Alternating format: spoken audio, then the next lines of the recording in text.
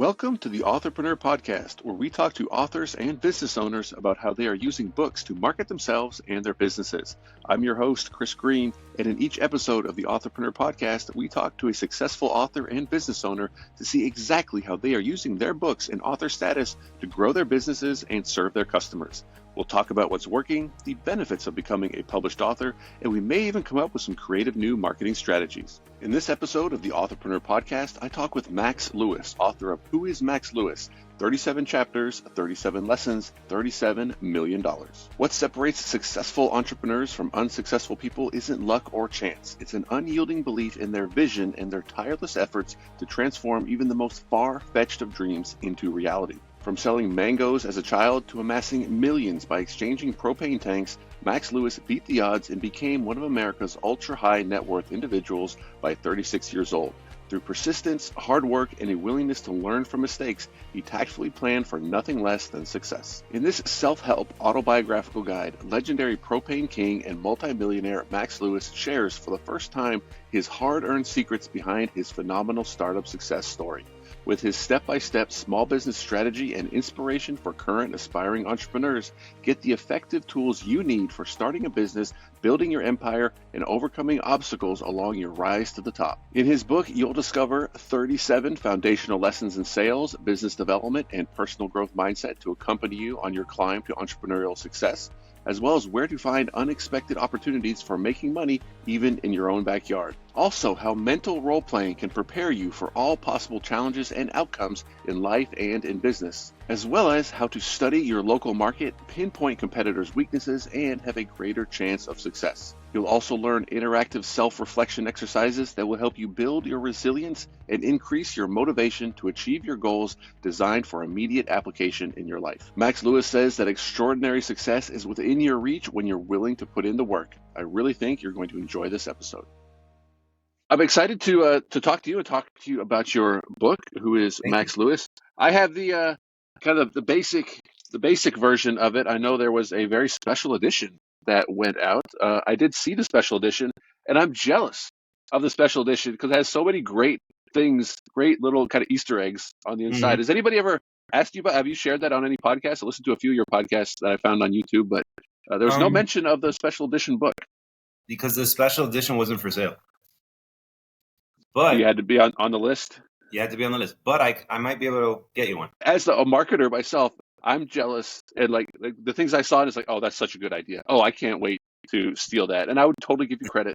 But when I see a good idea, I'm like, oh my gosh, please, that is so perfect. And some of the small things that just make an impact of like, I've never seen anybody put this in the book, and I don't want to even give away the people that are listening to this to be like, are you going to tell us what these special Easter eggs were in the book? And I'm not going to tell you because that's up to you if you want to share some of those things as a fellow marketer yourself. You had some very good ideas. I don't mind you sharing them. I know that anybody who steals them, I know they were my ideas, and that's fine. Whether they get me better or not. But I did want to take a big swing at it. I wanted to, and I do that with everything that I'm involved in, everything that I do. I try to take it not one step further, like 5 or 10 steps further if I can. And that's how I always have a competitive advantage because I just go that much further down the road than most people are willing to go.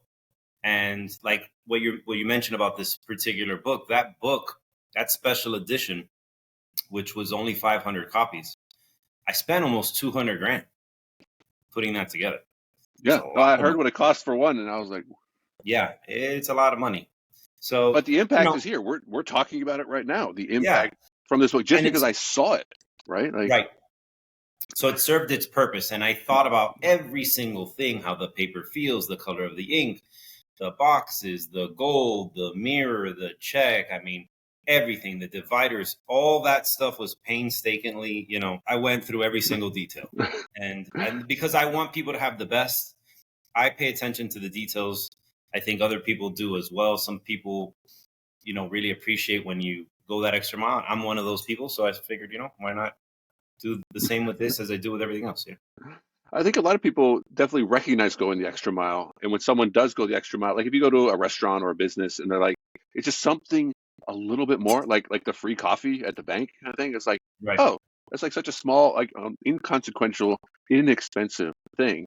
And I think people forget, especially if they're like starting out in business or they want to get into, entrepreneurship, whatever it might be, that they forget how easy it can be to differentiate yourself, to simply do a little bit more than your competition, and realizing if you do a little bit more, it could actually have a disproportionate, like large impact on the relationship, on moving your business forward, on just getting someone's attention. If you're like, oh man, I really like to network or work with this guy, how can I get their attention? Right. Honestly, in my opinion, as someone who's done this for so long, it's really not that hard. But I say that as someone who has done it long enough to, I don't want to say there's like insider tips or tricks or anything, but there are Right. ways to differentiate yourself. But if you've never done that, it can seem like an insurmountable like mountain of like, how on earth am I going to get this guy's attention? How can I get my book into their hands? And it's like, well, we can talk about that. It's really not that hard, but you have to believe that it's possible. Because if you're Right. already like taking yourself out of the game, kind of mentally, yeah, you're not going to get there. So there's a line in my book that I love, that I wrote, which is, if it looks cheap to you, it's going to look cheap to the people you're trying to impress. Yep. And I think a lot of time entrepreneurs make the mistake of just get the cheapest thing and give it to them. It's like, dude, when someone gives you a cheap anything, you don't freaking want it. It sucks. Like, but when someone gives you something quality, if I gave you a red Solo cup, you're going to throw that away within a couple minutes of drinking your water. If I gave you that same water in a Yeti, you're going to keep that Yeti for as many years as you possibly can. You're not going to get rid of that. Why? Because it's quality, right? So if you're marketing and you're putting your name, let's say, on this red Solo cup, yeah, they're going to drink it, throw it away. It's an afterthought. But if, depending on who you're marketing to, and of course, how much money maybe you stand to make with this marketing, but that's how I do my things. And I actually learned that lesson myself. I used to give away my gas business. I used to give away these, I probably have one here, water bottles. They're white with a blue cap. And I noticed, man, me using it myself, I was like, these things suck, right? I was like, these things suck. And that's when I decided, you know what, instead of giving away these shitty water bottles, I'm going to start using the best quality I can get, which at the time, and I'm talking about years ago, Yeti had just came out. And I said, you know what, brand my company information on these Yetis and give them out. And people were fighting over them. They were fighting because it's quality. Now, that cost me more money, but I also got every single penny of my marketing dollars out of that because people I still have them. I'm telling you, I think I did that giveaway. It might have been 8 years ago. People still have those freaking cups. They still have them. And every time they're they pick reminded it up, of you each time they see it. Right. Yeah. And I even do it on my personal, in my house. Yeah. Who is Max? Yeah, you might as well brand your own stuff, of course. Might as well. It's a cup. It's an opportunity. I see a lot of people, they look for either shortcuts or like not necessarily even fast tracks, but like also the inexpensive ways to do things, which I certainly understand. There is going to be a balance, especially if someone has, maybe a small marketing budget. But I think if you have a creative marketing budget and a thoughtful marketing budget and an intentional marketing budget, instead of let's get as many as we can of the cheapest possible thing and get it in as many people's hands as possible. I guess that's a strategy, and that can be, I'm not trying to diss that strategy. It might be the right strategy for the right type of business. However, for a personal business where you actually want to connect with somebody and long-term strategy and lifetime value, things like that, I just don't see it. It's like throwing spaghetti against the wall, but it's still dry spaghetti. It's like you didn't even cook it, man. Like it's definitely not going to stick. Yeah, those type of marketing efforts, to me, they're absolutely pointless. I've seen and I've actually done massive mail outs, right? Oh, let's send to 10,000 people in the area and see if we get some business. And then the return will be like, 3 people. The amount of resources that you deploy, the amount of money that you deploy to get, let's say, let's pretend in this scenario is 3 customers. You can walk over to someone and get them to be your customer. It's just as effective and probably will cost you nothing if you just put in that genuine effort to try to sway someone instead of let's just litter the neighborhood with flyers. It's like, does that really work? I don't know.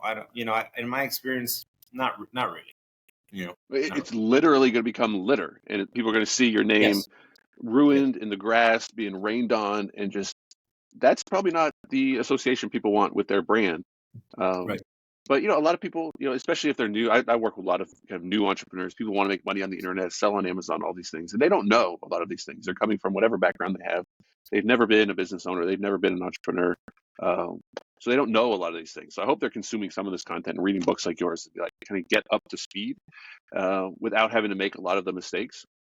I made I used to use this as an example. The amount of money we used to spend, we were a software vendor for Amazon, and we would do these giveaways, and we would like get all this swag for the events, and we try to give all these things away, and like no one cared. But we did it because like that's what everybody else was doing, right? That's what we got to get the lanyards, and we got to get the keychains, and we got to get the squeeze balls, and all these things. Nobody cared. Nobody kept I that do the stuff. opposite. Yeah. Oh, that's garbage. Yeah. Lesson learned. Lesson learned. But like I learned the lesson because I started running the numbers. And I was like, we basically spent like $30 per person at this event. How much better would we have done if we said, look, come to our booth, just say hi to us. I'll give you $30 in cash. And if we can do business, great. If not, I'll still give you $30. We would have had the exact, and then I wouldn't have had to order anything. I wouldn't have to ship anything. Like it would have the exact same budget, but everybody be like, dude, the Scam Power guys are giving out money just to talk. It would have been so simple and the exact same marketing budget. Now we never actually did that and said, look, come talk to us for $20. But Right. Running the numbers through my head, I was like, it would have been a lot simpler just to hand out envelopes of cash instead of spend all this money on cheap swag junk. I have a perspective for you. It would have been better to do neither of those two. You know what the best way to get business is? Tell me. Referrals. Yeah. You know what the best way to get referrals is? Do a better job. have the best product. Yes, bro. Yes. And we did. We had the best confused. product. Let's give away a keychain. Let's give away this. Let's give away a lanyard. Do a better fucking job at whatever it is you're doing so that your customers are happy to the extent that they say, man, you guys should do business with these people. That's where it is. That's where the gold is. Do a better job at whatever it is you're doing. You do the better job. You make people happy. You make people happy. They give referrals. I mentioned this to someone the other day. I don't know if it was in an interview or something. I said, how many Tesla commercials have you seen? Yeah, I guess none. Why? Well, they sell out all their cars anyway. Why would they advertise? Tesla owners are like I guess like vegans, right? How do you know you're talking to a vegan? They tell you in the first 30 seconds that they're and they probably what do you say? Tesla owners don't watch. I've heard that about Lamborghini. Lamborghini owners don't watch television. So but you don't see those commercials because people are so happy with the car that they tell everybody about the car, and that drives sales, and that's why they don't have commercials. They're not giving away keychains or lanyards or giving people $30 or any of that shit. They're constantly focused on making the best product and giving the best customer experience to the extent that their customers are selling their cars for them. They have millions of salesmen, right? Yeah, I would have wished that I could have hired you as a consultant because when we first started this, we didn't know what we were doing. That's why we learned all these lessons the hard way by, let's try that. That's what other people are doing. Let's do this. And like in hindsight, there's so many. Maybe someone will write the book like Business Hindsight and just maybe share lessons that way. Here's all the things I messed up by actually doing it. Because there's always those two types of things you can learn from other people's mistakes, and then unfortunately you have to learn from your own mistakes. So learn as much as you can from other people. And we didn't know what we were doing at the time. Right. So it's all this hindsight stuff. None of us do in the beginning. None of us do in the beginning. And it takes work. You got to practice, and you got to see what works and see what doesn't. But one of my mentors is Keith Cunningham, and he's the real rich dad. I don't know if you know who Keith Cunningham is, but Robert Kiyosaki wrote a book called Rich Dad, Poor Dad. Yep. And his rich dad is Keith Cunningham. So he's one of my mentors. And he mentioned one time, he said one time, how many customers would you have if everyone who tried your business or product was still a customer? And, at the moment when he said that to me, I was like, I'd have a lot more fucking customers. So how do you keep your clientele? Well, you do a better job. You give them the best customer experience that they could possibly get. And you really think about their experience as a customer and all the ways that you can enhance and create just a quality experience. And when you do that, you have a happy customer, you have customer retention, and then you grow. They're loyal to you, your brand, and you get referrals. And that's the easiest and best way to get business. But what if I want the fast track and the shortcut and the secrets, and I want to make $1 million by the end of the month. And I say this facetiously because I see Yeah. so much of it. When we first started our software company, like I was selling on Amazon, and I had a programmer create software specifically for me because the software just didn't exist at the time. And then we're like, hey, this is really cool. Like we could let other people use it. So we started software as a service. Like we didn't really intend to do any of these things. And we were the first to market, and we had the best product. And then of course people saw, wait a minute, there's like a lot of people using this. So we had competitors coming in. And by then we were like, oh, wait a minute, do we want to become a competitive software developer and like all this other stuff? And yeah, it kind of like almost got out of hand because we weren't really intentional from the beginning. So like, there's so much like in hindsight of like, hey, if we could do that again, how would we Right. do it? And learning about like, the customer experience and just so much of these things versus being, a 20-year-old kid. Like, I don't Right. know, like let's let other people use it. I remember one specific conversation where I was like, yeah, let's let other people use it. And I was just gonna let people use it for free. This was the first mobile app. It was right when iPhone came out and 4G came out. So it made kind of live product research possible. My business partner was like, no, we have to charge for this. Like this costs money.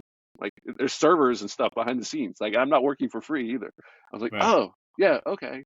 So looking back, almost like I was like in outer space starting this business, but it was just, we did it because it was fun. It was like what I was already doing.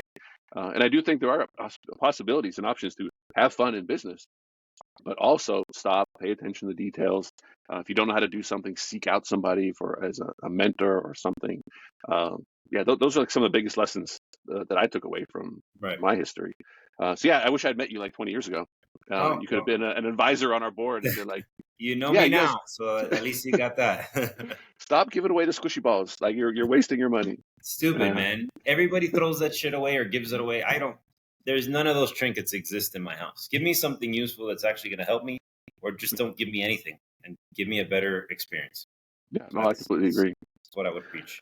And to What answer what your question, the fast track way, I don't know that way. I don't know how to quickly, oh my God, let's make $1 million. I don't know that way. Maybe it's worked for other people that way. I don't know that way. I know create quality, think it through, and have something that has a backbone. Like not going to build a house on sand. Like let's make something special. Let's make something that's well thought out, and it's going to take a little while, but we're going to make a lot of money, and it's going to be solid, not thrown together as quickly as possible. And let's try to make money as quickly as possible. I don't understand that concept. I would make the case that it's literally not possible. If someone does make $1 million with no experience in a month, they Mm. got lucky. They Well, were in the right if they place bought at the right Bitcoin time. or something, if they bought Yeah. Bitcoin and got super lucky, yes. But then how will they hold on to that money? That's another question. Oh yeah. But because they didn't have a system. It's something they cannot replicate, kind of thing. Right. And unfortunately, if that does happen to somebody, they can make the mistake of thinking, oh, I'm a genius. Everybody should follow me. Like I'm so smart.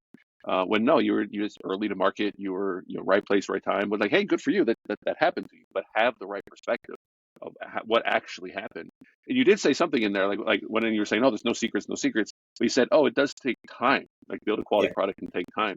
Yeah. I'm trying to think through how to help people by saying, look, the secret is that it takes longer than you think. And it doesn't have to take forever, but Yeah. it takes longer than you think. There is no shortcut.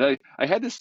You're the first person I've told this analogy to, because I've got a little bowl of water upstairs for the cat, right?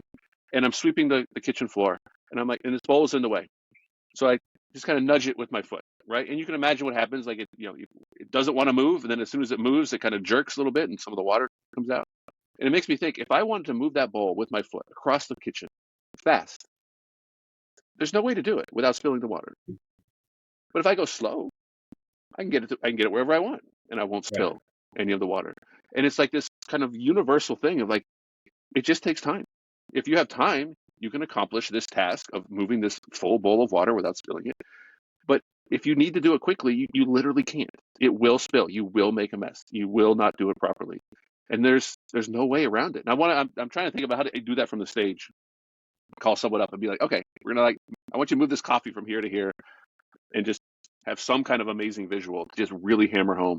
It takes time, guys. Yeah. There's no secrets to it, but if you do your research and you create a product that the market wants and you solve people's problems, then absolutely you can start a business.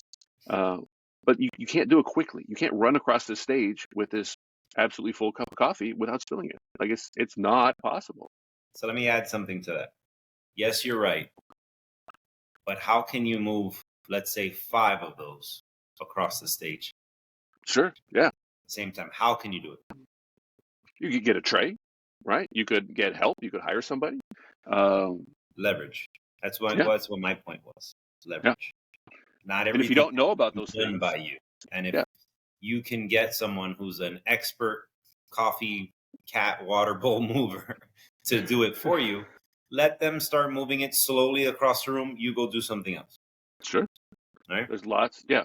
That's a perfect 2.0 version of it. And I'm thinking of adding one more thing to it, because I do feel there is one shortcut to attention, and that's the book, right? So I'd love to hear some more of your stories about kind of how the book has impacted your personal brand, as well as how you're using it for business. Because my visual is take your cup, get a book, and put it on top, and now you can move faster. You may not be able to run or sprint, right, but the book can help you open doors. It can help you fast track relationships. And I say that, of course, the book has to actually be good. Anybody listening saying, I'll just publish some garbage. No, it has to actually be good. But if you can put the time in to create a book that has some kind of value, simply having that book, because of just the way we are today, and you see somebody who's a published author and someone says, oh, they literally wrote the book on it. I do make the case that you can elevate your status artificially or legitimately quickly, simply by having a book. That's just the world that we live in, and I would say that for the foreseeable future. So now that you've written a book, how has that really changed the way that you see how people interact with you, or how people want to do business with you? Well, it's a very interesting experience. So first of all, to your point, there's a lot of hacks out there, man. There's people that freaking hire a guy on Fiverr to write their book for them, and they probably don't even know what the hell their own book is about. And it really discredits real authors like myself. I wrote my entire book cover to cover. It took a very long time. I'm also a perfectionist, but I also wanted to create a lot of value for the readers.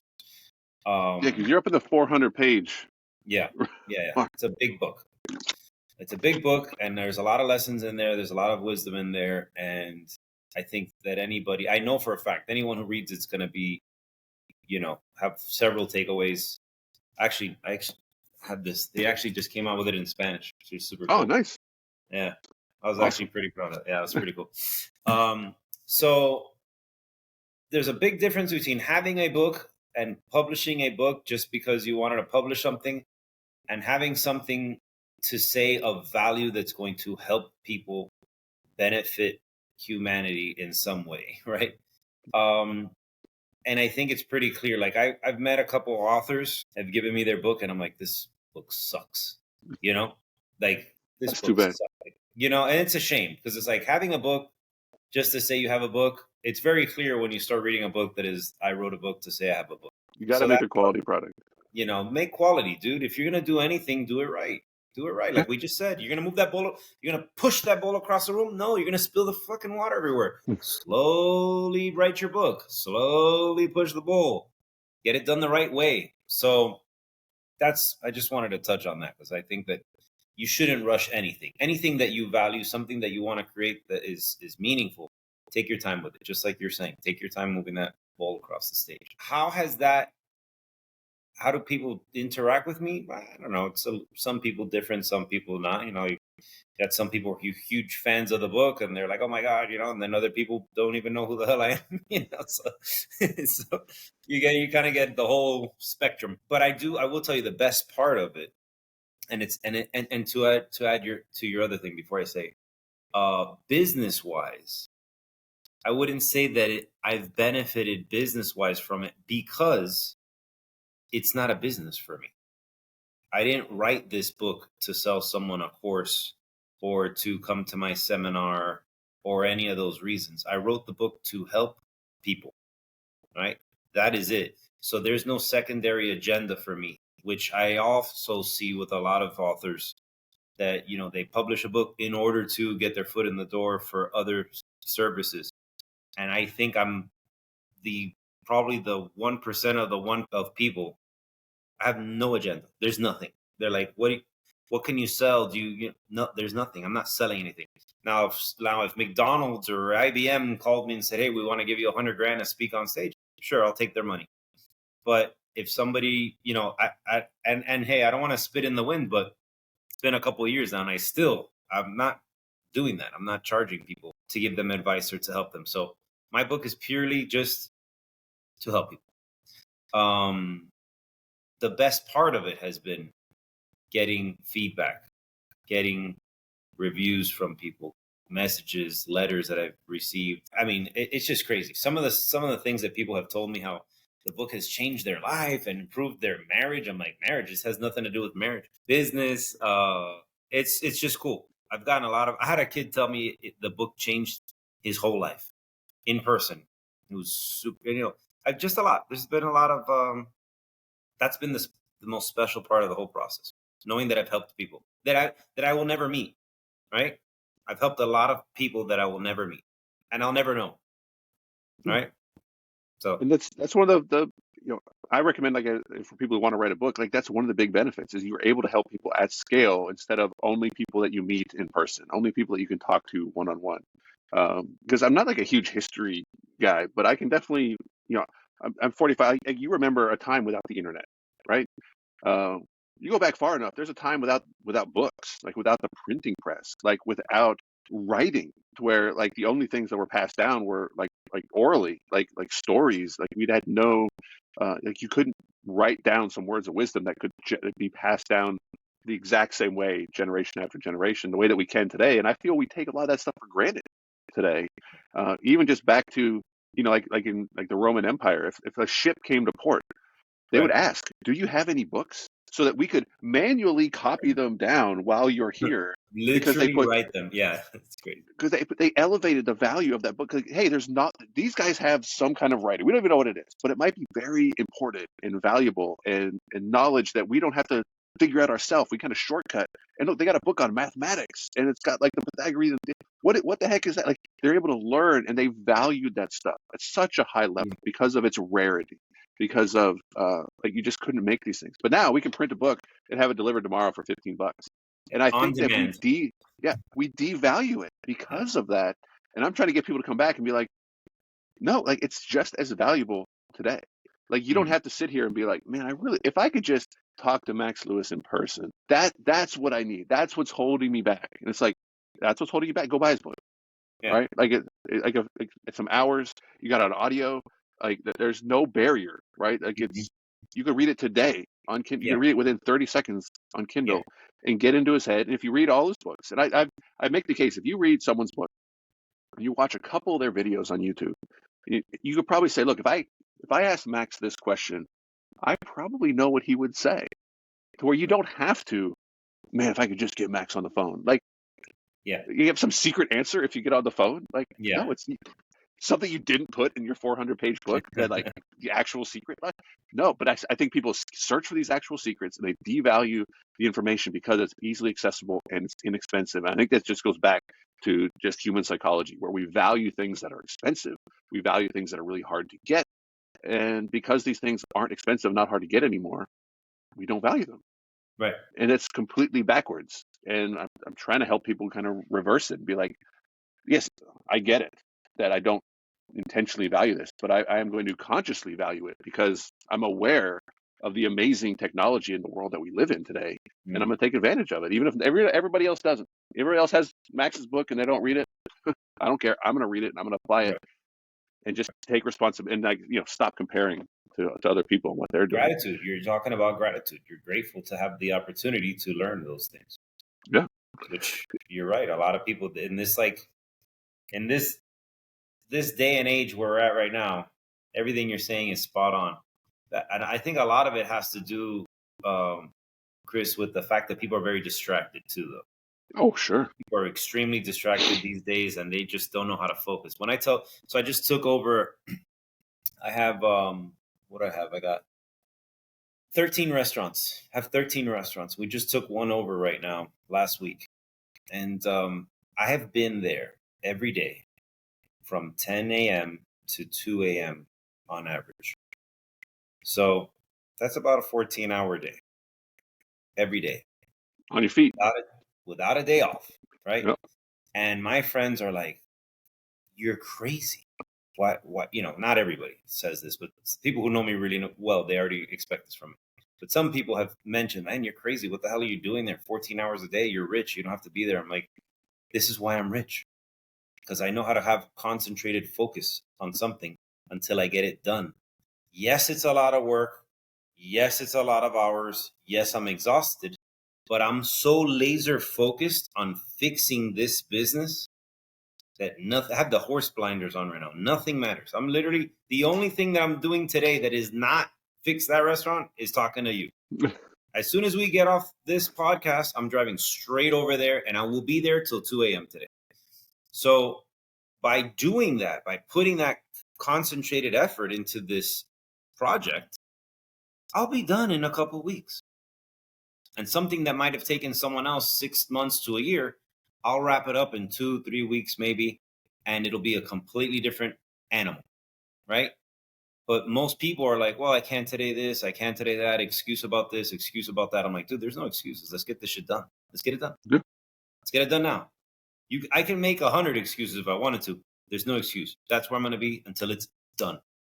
And I don't allow myself to get distracted. If something's distracting me, eliminate it. Eliminate it. You think you watch too much football? Cancel your football subscription. Unplug the TV. Put it in the basement.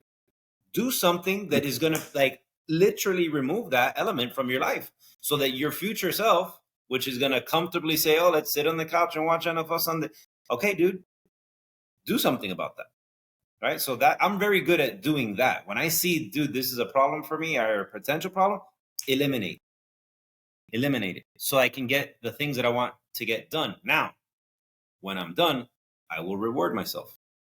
I put myself on a reward system, right? So I want a new car. Okay, buy an investment and a new investment that's going to pay for this new car that you want, right?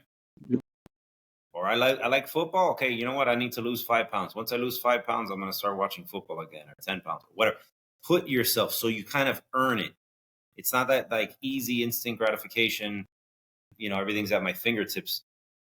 That is what creates that really lazy, not very effective, there's I see a lot of that.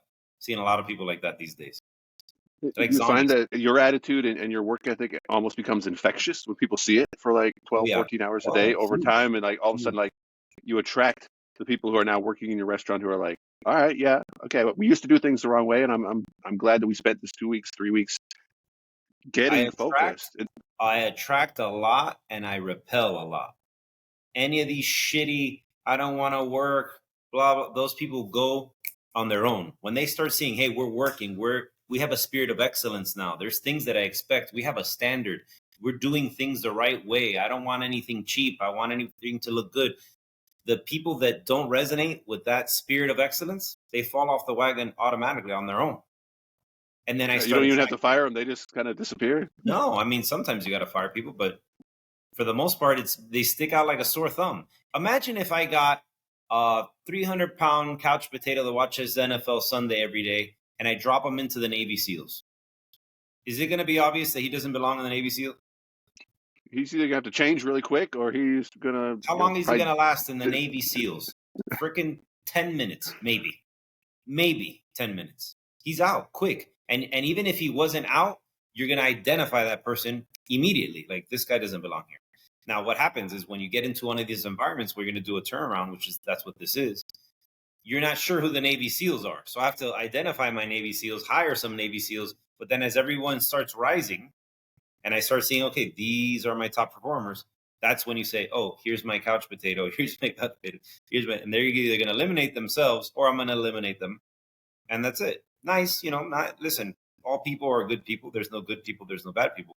It just might not be a good fit for me in that scenario because I'm expecting a different level, right? Well, I think it's good that they're exposed to that, so they can almost make the choice to be like, okay, I'm now self-identifying as a couch potato, and I want to change to fit this, or I'm gonna get out of here. This is rise up. You could come with us, right? Come with us, and let's go on this give them a chance, or not. So. Look, last week I was the bad guy, right? Last week it was like, oh my God, these people came in, they're changing everything, blah, blah, blah.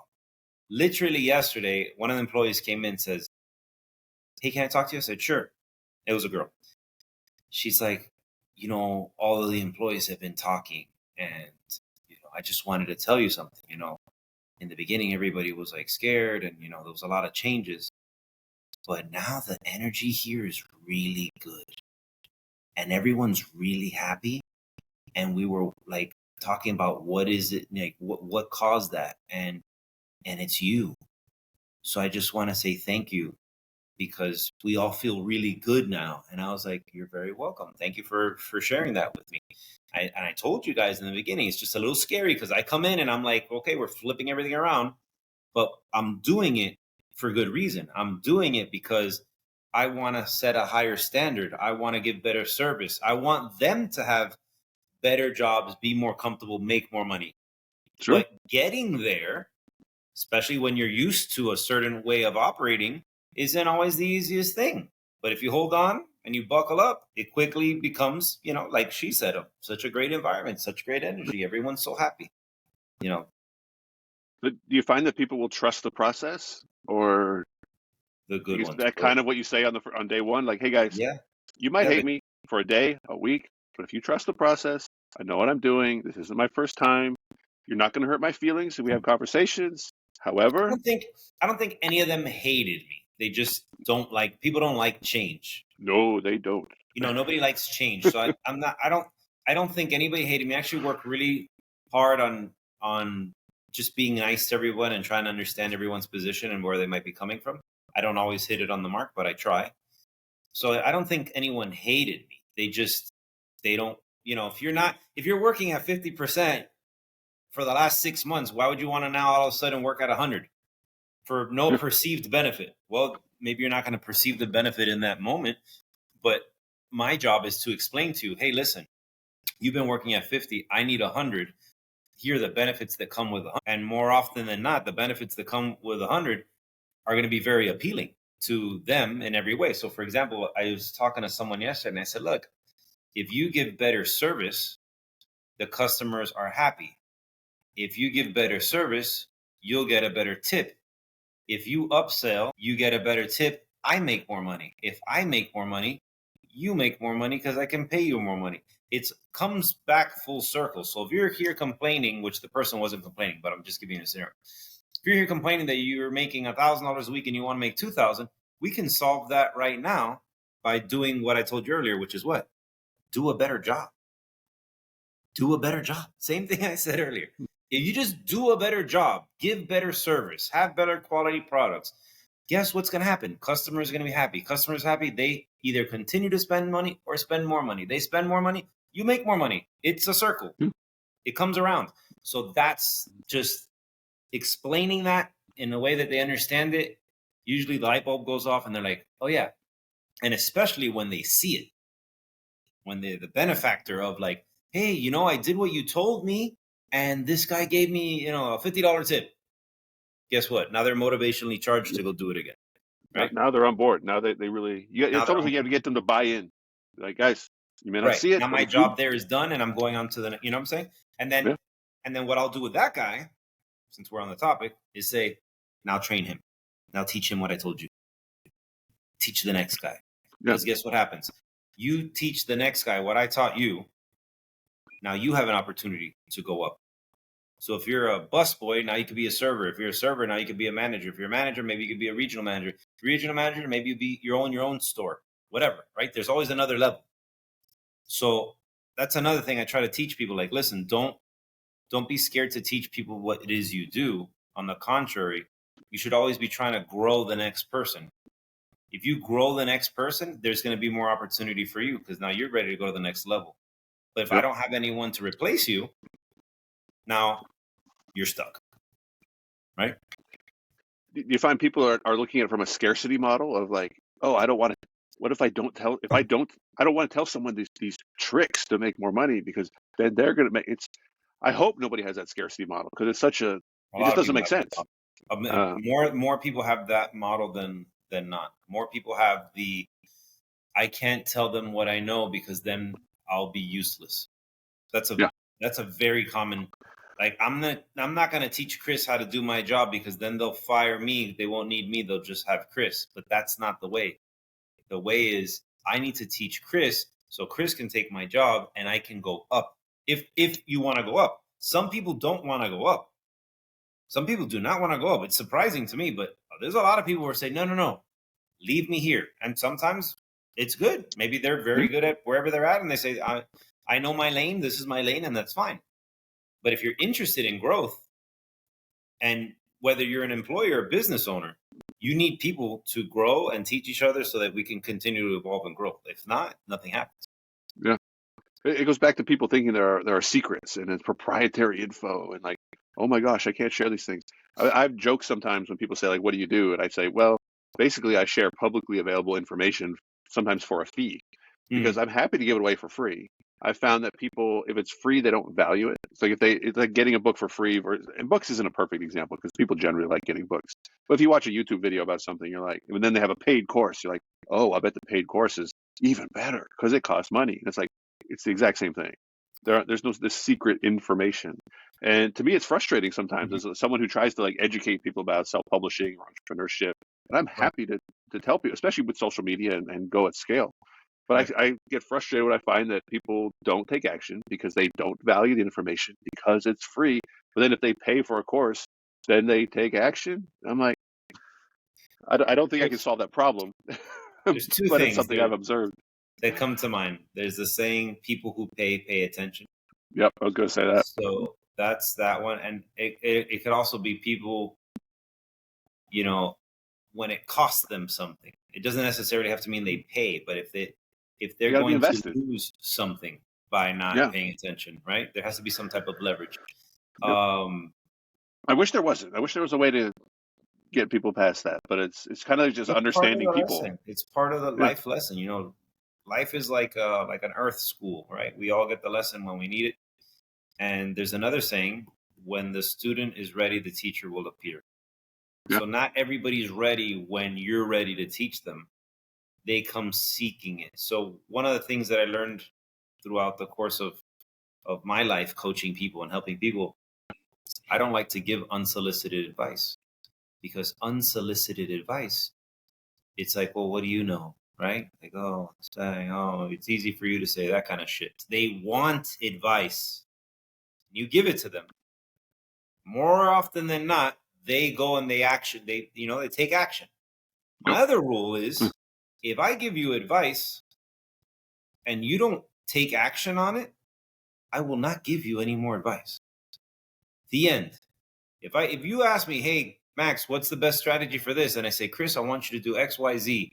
And you don't do it, and you call me in 2 days, 2 weeks, 2 months, or 2 years, I say, I can't help you, bro. I can't help you. You didn't listen to me. Nothing I can do. Now, I will tell you this. I have created millionaires, several millionaires. I'm very proud of that. Several. What should I do? How should I do it? Do this, do this, do this, do this. Very successful people. Take advice. And I've also had zero effect on other people because they don't listen. They don't want to do anything. Right? And does that mean that every single person I give advice to is going to be a millionaire? No. Not everybody who comes for advice even wants financial advice. Some people want relational advice or life advice, and brings me to another point. I was on a podcast yesterday. The guy asked me, what's your definition of success? And I said, my definition of success is if I'm happy. It's not how much money I've made today. It's not how much money I made in my life. If you are not happy, you are not successful. End of story. I don't care how much money you have. I don't care how many businesses you have. I don't care anything. If you're not happy, you're not successful. So if you wake up every morning and you say, I am not happy, something needs to change, right? So for me, I'm really good at checking in with myself, right? I'm really good at that. And I usually know where I'm at, like 14-hour day, and I'm having a blast. I'm happy. I'm having a blast. There's nothing I'd rather be, do. I could make a lot more money doing other things. I'm having fun and I'm happy about that, right? So that's another tool that I think people really need to stop and sit with themselves. I highly, highly, highly recommend paper, pen, some quiet time. I talk about thinking time in my book. What makes me happy? Petting my dog, going fishing, whatever. spending time with my family, blah, blah, blah.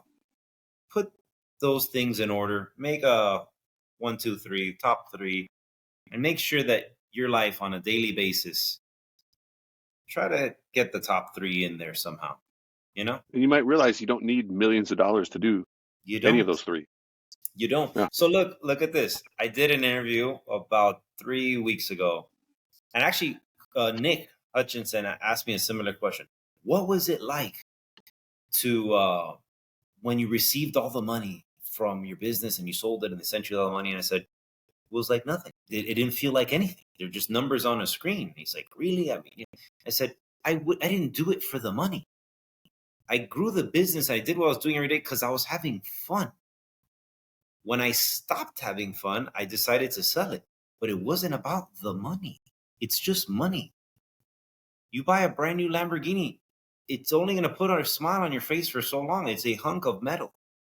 You know, that's not going to create internal happiness. That's external happiness. You need to do the things that fill your spirit, right? Businesses, cars, money, that's all. That's great, man. How many rich and famous people have killed themselves? Musicians, miserable. They seek their happiness on the outside, and that's something that has to be created on the inside, right? So something to be aware of. It's something I'm concerned about. Like, I've got kids, I got 2 teenagers, and with social media and this external validation, and then I don't want to say like I'm an expert at it, but I feel I'm getting really good at spotting fake content, where it's like, oh, for Pete's sakes, they faked that, they faked that, they faked that. Even if it looks really good, and even if it's not like for nefarious purposes, and it's just for the views, and they make a feel-good thing, but it's still fake. But I worry that it's going to affect the generation that's going to, seek this external validation of like, I need the likes, I need the comments, I need the people I don't know to tell me I'm great. I see other people with Lamborghinis and piles of cash, and they seem really happy, so that makes me think that's how I'm going to be happy. And it's like, no to all of it. Like, almost like, just please delete these accounts. Like, they're not serving you like a net positive purpose at all. And the younger people are, it's the more. I mean, it's not. I worry about my kids, and it's not my mission to fix this globally, but it's certainly something I think people should pay attention to. Like, what are you feeding yourself that is potentially making you seek external validation instead of internal validation? And just like you said, you take your top 3 things you want to do, and none of them require money. Yeah, it's usually, but we're chasing money anyway. Yeah, they're usually never ever. They never have to do with money. Like mine, I could tell you mine. I absolutely love fishing. I can fish all day long. I can play tennis all day long. I just completely disconnect. Tennis and fishing to me are like almost the same thing. I can completely disconnect, do it for hours. I'm not thinking about anything other than those activities when I'm doing them. Those to me are amazing as far as activities. What's important to me? My girlfriend's important to me. My dogs. The joy that I get petting my dogs, giving them a little kiss. Can't put a price on it. If you told me pick your dog or your mansion that costs $5 million with all the stuff in it, what do you think I'm picking? If there is a fire in this house, what am I grabbing? Fucking dogs. I don't care about any of this shit. This is garbage. Okay?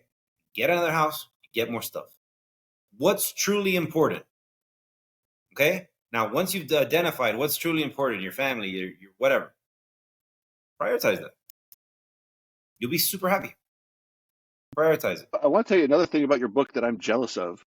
As an author myself, I love the fact that it's got, every chapter is like 3 sections, right? You've got your lesson, then you got like your takeaways, and you've even got your notes section. So you can actually write in this book. You got your reflection points.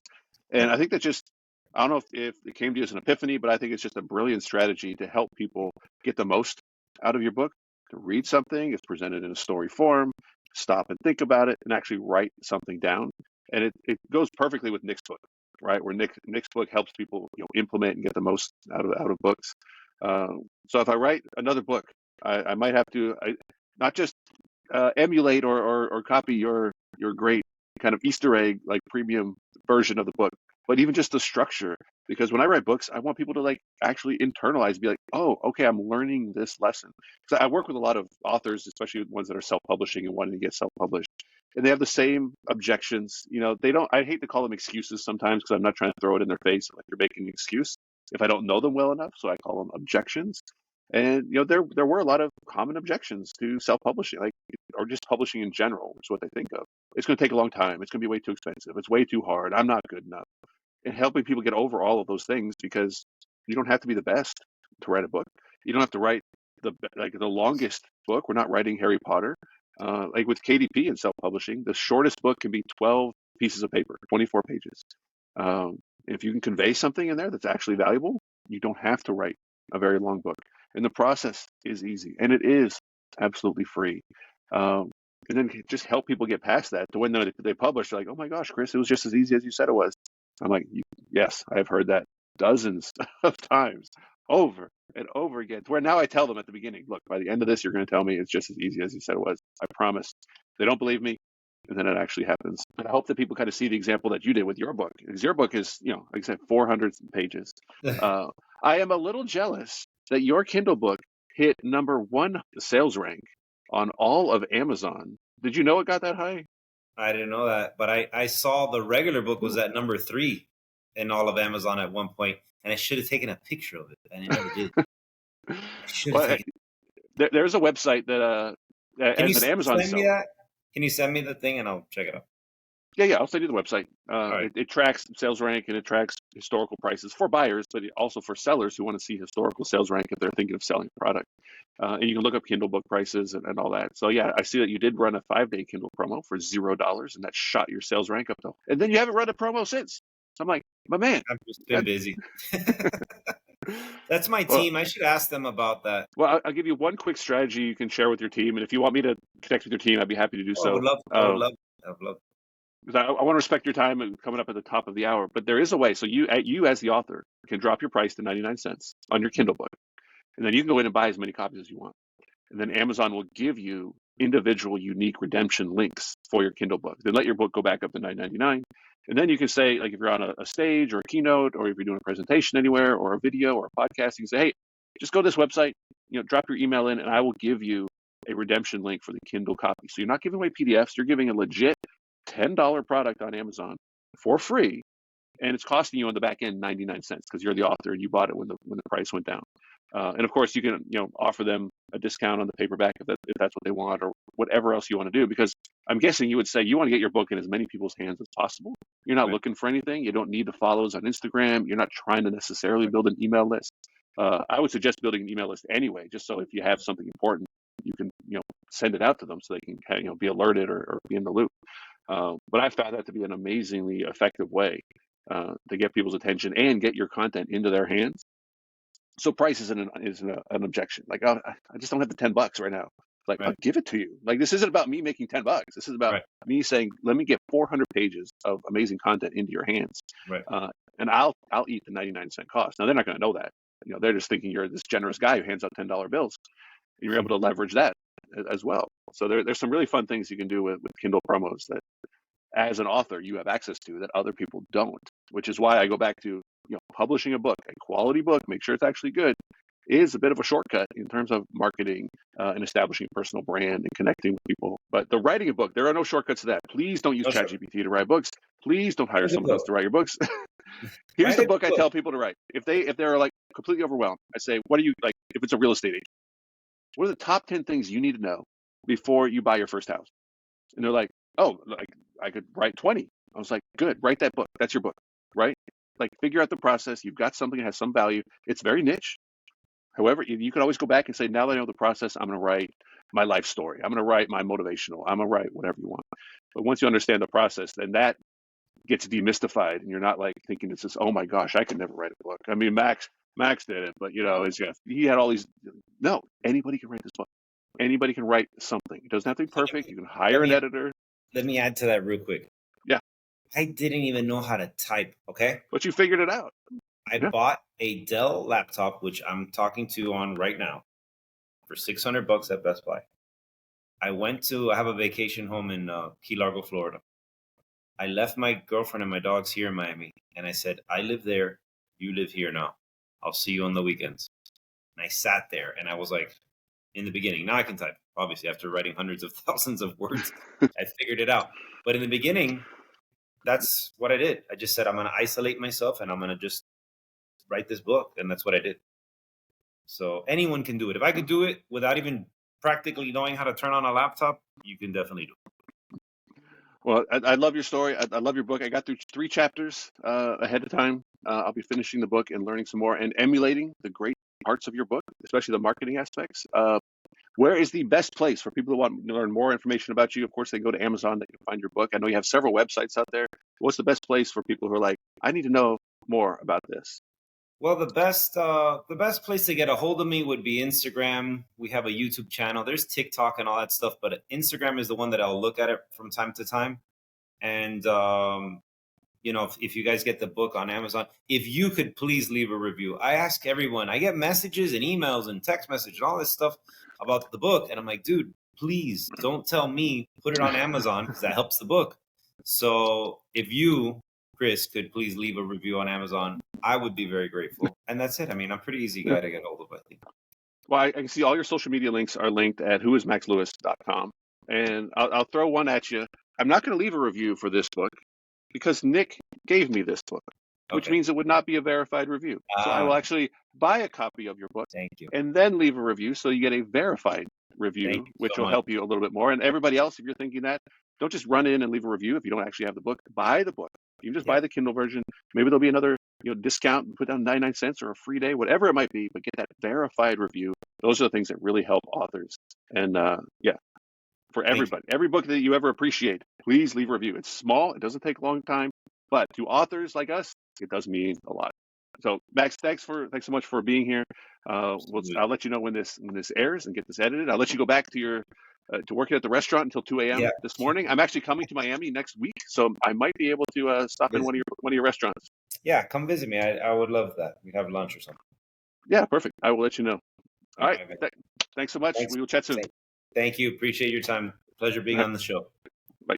Take care. Thank you for listening to this episode of the Authorpreneur Podcast. If you'd like more information about this episode's guest, you can find links to their books, websites, and social media profiles in the show notes and video description.